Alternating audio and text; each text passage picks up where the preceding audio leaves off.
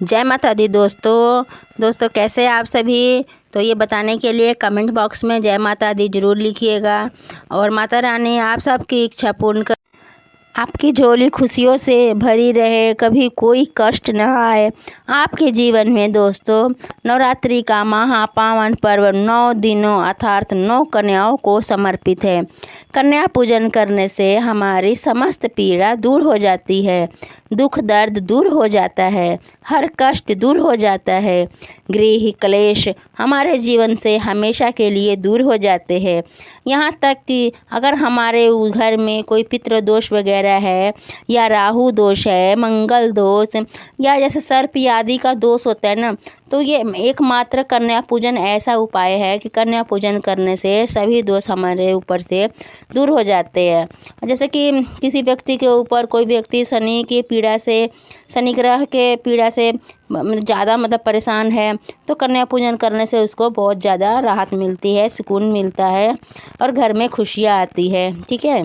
तथा दोस्तों, अकाल मृत्यु से जो व्यक्ति कन्या पूजन करते हैं ना, जिन घरों में कन्या पूजन होता है तो उन घरों में अकाल मृत्यु कभी नहीं आती है। ठीक है। तो दोस्तों, मैं आपको बता दूं कि इस बार माता रानी हाथी पर सवार होकर पृथ्वी लोक में आ रही है और भक्तों के कष्टों को दूर करेंगी माता रानी। जब जब माता रानी हाथी पर सवार होकर आती है तब तब धरती पर फूल खिलते हैं और वर्षा होती है तथा चारों तरफ हरियाली ही हरियाली होती है। किसानों के घर में माँ जगदम्बा का आगमन हो जाता है। दोस्तों देखिए, मैं यहाँ आपको एक बात बता देती हूँ, इस बार की नवरात्रि बहुत ही शुभ और मंगलकारी माने जा रहे हैं। इस बार शारदीय नवरात्रि पूरे 9 दिनों के है, इसमें कोई भी नवरात्रि कम या ज़्यादा नहीं है। तो इस बार जो हमारा शारदीय नवरात्रि है 3 अक्टूबर दिन गुरुवार और इसका समापन हो रहा है 12 अक्टूबर दिन शनिवार को। तो पूरे के पूरे 9 दिनों की नवरात्रि है। ठीक है। और देखिए जो हमारा दुर्गा विसर्जन होगा वह 12 अक्टूबर दिन शनिवार को ही हमारी 10वीं तिथि पड़ रही है, तो उस दिन ही हमारा दुर्गा विसर्जन होगा। और जो हमारी अष्टमी तिथि है 10 अक्टूबर दिन गुरुवार को हमारी अष्टमी है और शुक्रवार 11 अक्टूबर को हमारी 9वीं तिथि पड़ रही है। ठीक है। ऐसे में आप अष्टमी और 9वीं दोनों तिथियों में कन्या पूजन कर सकते हैं और आप कन्याओं को भोजन अवश्य खिलाइए। दोस्तों देखिए, शास्त्र में 9 दिनों की नवरात्रि का बहुत ही ज़्यादा शुभ और मंगलकारी माना जाता है और वहीं 8 दिनों की नवरात्रि को अच्छा नहीं माना जाता है। इस बार जो नवरात्रि है पूरे 9 दिनों की है, ऐसे में 10 दिनों की नवरात्रि बहुत ही शुभ माने गए हैं।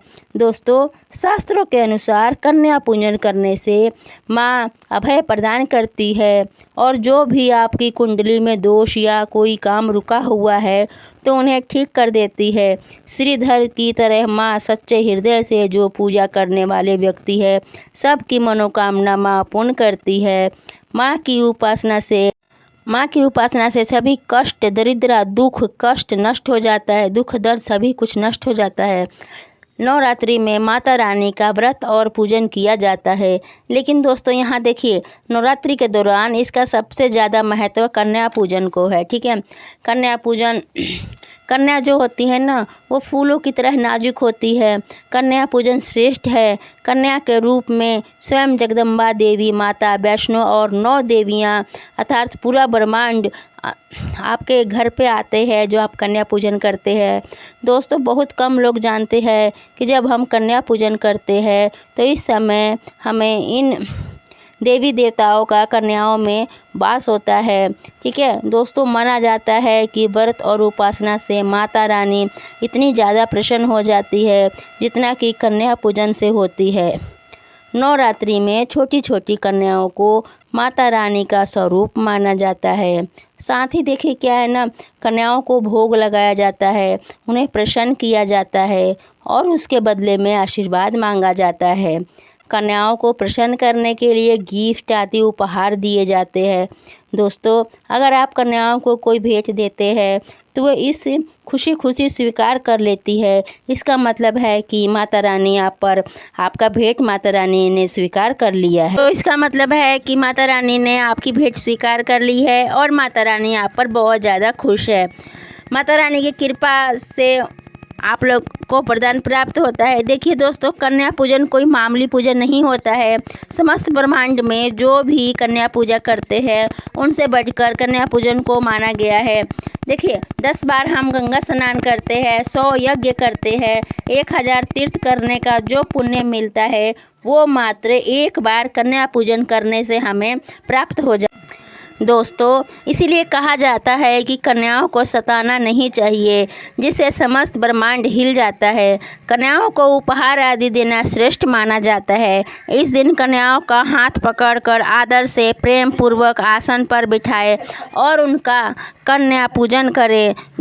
यहाँ मैं आपको एक बात बता दूं कि देखिए, कन्या की थाली में 3 पूड़ी नहीं देना चाहिए, ठीक है। मतलब एक बार में उनको 2 पूड़ी दो या 4 पूड़ी दो, क्योंकि 3 पूड़ी एक बार एक साथ में नहीं देना चाहिए, इसको शुभ नहीं माना जाता है, ठीक है। और कन्याओं को खाना खिलाने के बाद में क्या है ना, उनके सर पर लाल चुनरी अवश्य ओढ़ाए, ठीक है। और भोजन में खीर, पूड़ी, हलवा, चना और आलू की सब्जी वगैरह उनको मतलब बना करके इसमें आप खिला सकते हैं कन्याओं को, ठीक है। वैसे तो माता रानी का जो भोजन है वो खीर, पूड़ी और हलवा छोला आदि ही पसंद है, लेकिन भूल से भी हमें क्या है ना कि लहसुन प्याज वगैरह का इस्तेमाल नहीं करना चाहिए, अन्यथा अनर्थ हो सकता है इसमें, ठीक है। क्योंकि जब हम कन्या, अक्सर कई लोग क्या करते हैं ना कि कन्याओं को थाली में जो क्या करते हैं मतलब कुरकुरे, चिप्स आदि के पैकेट वगैरह दे देते हैं। तो देखिए लेकिन ऐसा नहीं करना चाहिए। इस पैकेट वगैरह में ना लहसुन प्याज आदि हो सकता है मिक्सिंग, ठीक है। तो देखिए दोस्तों, कन्याओं को मतलब ऐसा कुछ भी नहीं देना चाहिए जिससे मतलब कि आपका व्रत खंडित हो जाए। आपने 9 दिनों का व्रत रखा है और आपका व्रत खंडित हो जाए, ठीक है। ऐसी कोई भी चीज़ हमें मार्केट से नहीं लानी चाहिए और कन्याओं को नहीं देना चाहिए, ठीक है। तो आप ऐसी गलती मत कीजिएगा, ठीक है। देखिए, मैं आपको यहाँ एक बात और बता देती हूँ।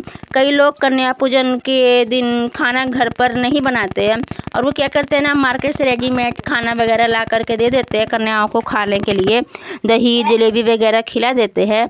देखिए, ऐसा नहीं कर, जो कि शुभ नहीं माना जाता है। दोस्तों, ऐसा तो वे लोग करते हैं, मतलब कि देखिए, अगर आपके घर में कोई दुर्घटना आदि हो गई हो या कोई बीमार है तो वे ऐसा कर सकते, ठीक है। देखिए, अगर आप स्वस्थ है, कोई परेशानी आपको नहीं है तो ऐसा भूल कर भी ना करें।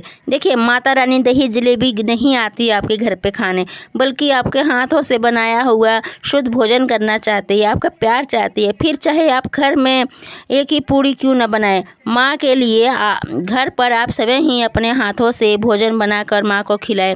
देखिए, भले ही आप दही जलेबी खिला सकती है, लेकिन माता रानी को तो आपके हाथों का खाना ही पसंद होता है, ठीक है।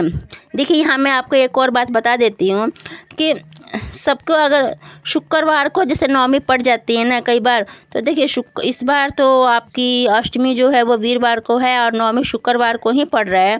तो देखिए, जो शुक्रवार को नवमी पड़ रहा है ना, तो आप इस दिन कन्या पूजन कर रही है तो शुक्रवार को कन्या पूजन करते समय कन्याओं को खट्टा मत खिलाइएगा, ठीक है। क्योंकि जो शुक्रवार का दिन होता है तो यह माँ संतोषी का भी दिन होता है और इस दिन 9 दिनों कन्याओं आपके घर में आती है, तो इसीलिए शुक्रवार को कन्या पूजन करते समय कन्याओं को खट्टा मत खिलाइएगा। दोस्तों, आपको एक बात और यहाँ बता दूँ मैं, कन्याओं को उपहार में दक्षिणा अवश्य दे। कन्याओं को कोई सुंदर गिफ्ट, शास्त्र में बताया गया है कि कन्या जितना खुश होती है माता रानी उतना जल्दी आपको फल की प्राप्ति देती है, ठीक है। यहाँ देखो, मैं एक और बात बता दूँ आपको, कन्या को स्टील के प्लेट में ही खाना खिलाना चाहिए, प्लास्टिक के प्लेट में नहीं, ठीक है। और जब कन्या अपने घर को जाए तो उनके चरण छू ले और चरणों को छूते समय अपनी मनोकामना मन ही मन बोले। माता रानी सबकी मनोकामना पूर्ण करती है। तो दोस्तों, आज आपको हमारा ये वीडियो कैसा लगा? आज का वीडियो यहीं तक। प्लीज़ कमेंट बॉक्स में जय माता दी ज़रूर लिखिएगा। दोस्तों, आप सबसे एक छोटा सा रिक्वेस्ट है, प्लीज़ वीडियो को लाइक और चैनल को सब्सक्राइब कर लीजिएगा। मैं नीलम सिंह आप सबको अपने चैनल में वेलकम करती हूँ।